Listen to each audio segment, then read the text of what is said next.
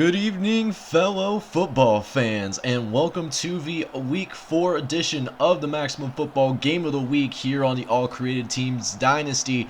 That's going to feature two teams from the top 5 in what should be a very special Super South Conference matchup, which will pit the number 1 ranked team in the land in the Methodist Monarchs, going on the road to play against the number 5 team in the nation, looking impressive in their own right, and the West Hartford Bantams, who did make an appearance earlier this year on Big C Got Games channel.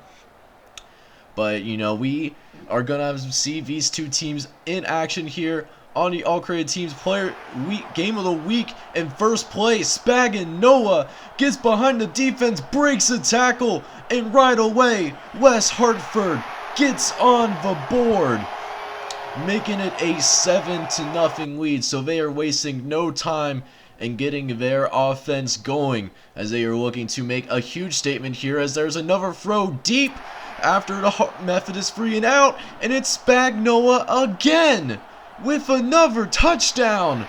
And before a blink of the eye, I barely got settled into my chair. It's already 14-0.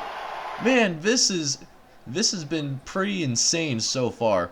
But we'll see if West Hartford can keep it up, as Methodist, they did stall in their last drive, and now they go deep again, and Catmull this time gets into the end zone for West Hartford again. So 21-0, but Methodist is surely not going to give up. They're the number 1 team in the land for a reason, as Creef, he's going to take the quarterback sneak up the middle for a gain of 9 yards.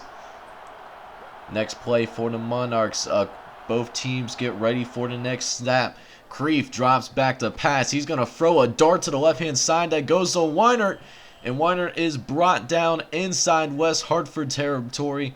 Will be down inside the, looks like the 48-yard line. So Methodist does have a good drive going for them early on, as they are trying to get back into this ball game, and they're going to make steps towards that as Ropak gets behind the defense, and Methodist gets back on the board, ladies and gentlemen. Methodist does cut the lead down to 21-7, making this a 2-possession game. Keep in mind, we're only a couple of minutes into the games, and we already had so much action. This should set up to be one of the more entertaining games of the weeks that we had for the All Created Teams Dynasty, as Keeple, he gets the ball up the gut for a first down. And then next play here, Creef is going to drop back in the shotgun. No, he's going to hand it off to Keeple once again. And it's great rushing as he's able to get up the middle for a gain of 12. So putting them in nice position. But on this 3rd and 6, can they finish the drive? And it's thrown in between the two Methodist guys, but neither of them go after the ball, pulling off a Nelson Aguilar. And so Methodist is going to have to punt it away here. However, it looks like they do a great job. The ball takes a great bounce, and it goes out of bounds on the 2-yard line. So now West Hartford, they're going to be backed up in the shadow of their own goal line, starting the ball on the 2-yard line. First play, though, they're going to get out of that quickly, as Bascom makes the reception at about the 30-yard line.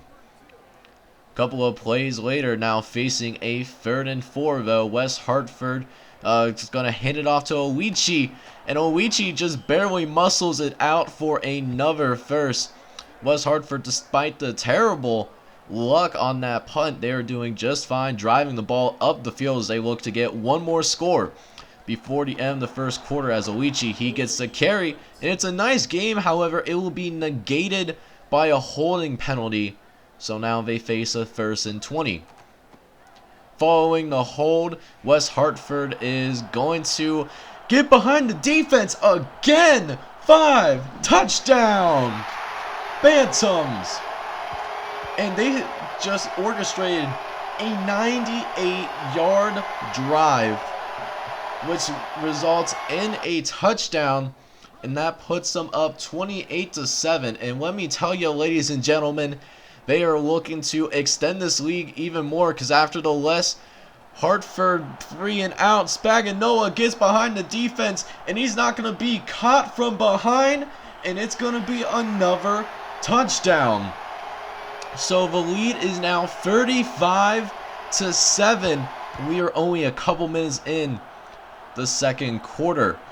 Wow, Methodist just has to be shell-shocked right now, as they are just trying at this point to just claw back to this game, see if they can make it interesting.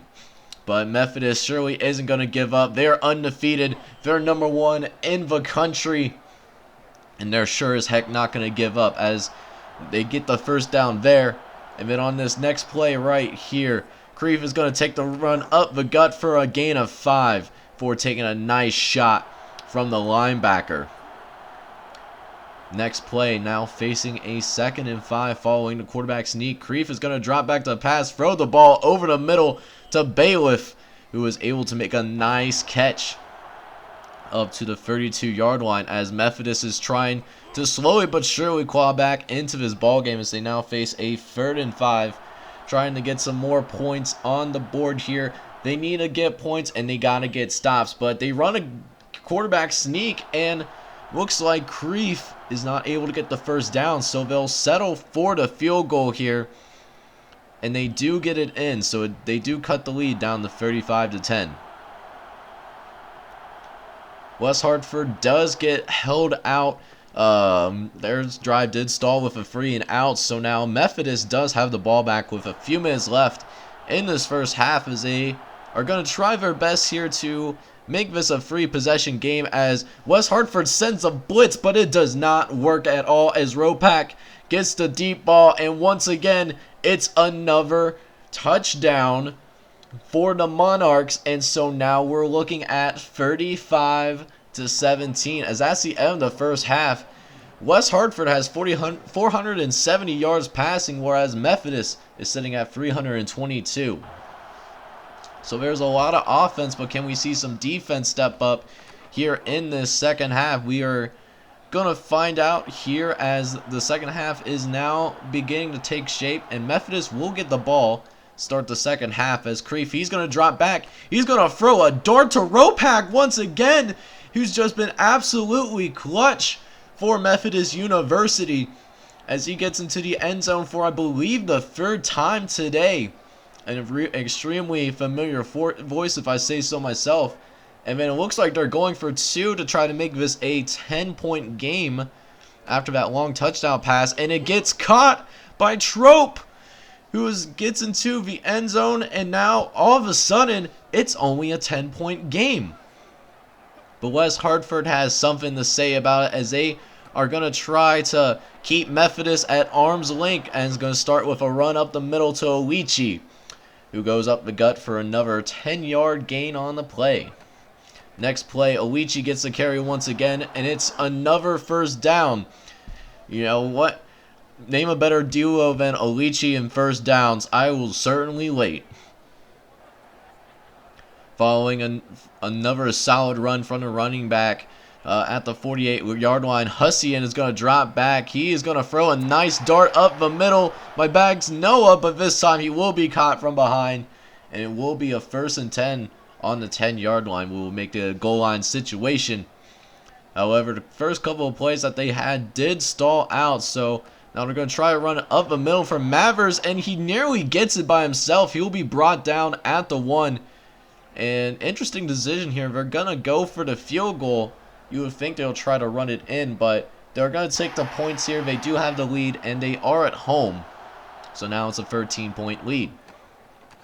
Following the field goal attempt, though, Methodist does get the ball back, as they have an opportunity after being down 35-7 at one point to go ahead and potentially make this just a one-possession game. But, you know, first they're going to get it to Kiefel, who does get the first down at, looks like, about the 27-yard line. That's what I meant to say. Next play from the Monarchs, wide receiver goes into motion towards the left-hand side, and it's a run up the middle for Kiefel, and he has plenty of space to run and is brought down just shy of the first down. Nice 9-yard gain. Couple of plays later, now facing a 3rd and 1. Creef is going to drop back. He's facing pressure right away, but he gets the ball out and he gets it to Elliott, who breaks a tackle and is able to get into the end zone. Touchdown, Monarchs. And the Monarchs are storming back. They make this a 1-possession game. And looks like they're also going to go for the 2-point conversion again to try to make this a 5-point lead, but they don't get it. They still make it a 1-possession game, but the 2-point conversion doesn't really help them there. As now, after another stalled drive from West Hartford, they have an opportunity to tie the game up. So let's see if they do it here. 3rd and 5, gets it to Trope, and Trope gets the first down at the 49-yard line. Methodist is rolling once again, showing why they are the #1 team in the country. Maybe not playing the best game, but they have shown some resiliency in fighting back. However, do they still have enough in the tank to tie this game up? We're certainly about to find out after this holding penalty that now has a 1st and 20, which is going to be thrown to Weinert, who does get out of bounds and gets back to the original line of scrimmage before the hold, which makes it 2nd and 10.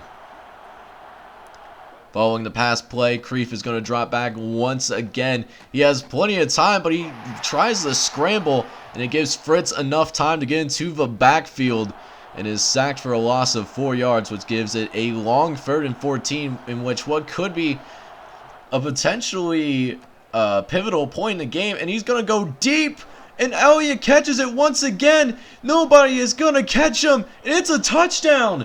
They only need to take the extra point, and they could tie this game up. Oh my goodness. But wait, there's more. Feeling the momentum shifting, they're going to go for 2 and try to take the lead. And Kiefel nearly gets there, but he's going to be stuffed at the goal line 1 yard short. So they're still down by 1. But they have one more chance here to get some points on the board, starting off with a throw to the right-hand side to Ropak for a gain of 7. Now they have a golden opportunity to potentially win this game depending on how this drive goes, as Creef takes the ball up the gut for 7 yards, getting into West Hartford territory, as Methodist does take their first timeout. Coming out of the timeout, Methodist gets into, looks like shotgun formation, and Creef is going to run it up the middle once again. He gets into the 2nd level and gets a beautiful 15-yard gain, setting up a 1st and 10 on the 35-yard line. Methodist is starting to approach field goal range, and look at this. Ropak gets behind the defense again, and now it's 1st and goal at the 8. So all they have to do is not turn the ball over, and they can win this game. But however, West Hartford's not going to let that happen so easily, as Hausman does get into the backfield and get a sack, pushing him back to the 17-yard line. Following the sack, though, 2nd and goal from the 17. Creef is going to drop back to pass, and he's sacked once again. This time, it's actually Hausman again, and now they're at the 21. So, I'm thinking, what a smart person would do would be maybe run the ball, maybe get a little bit closer to field goal range, but they go for the pass, and it's nearly picked off.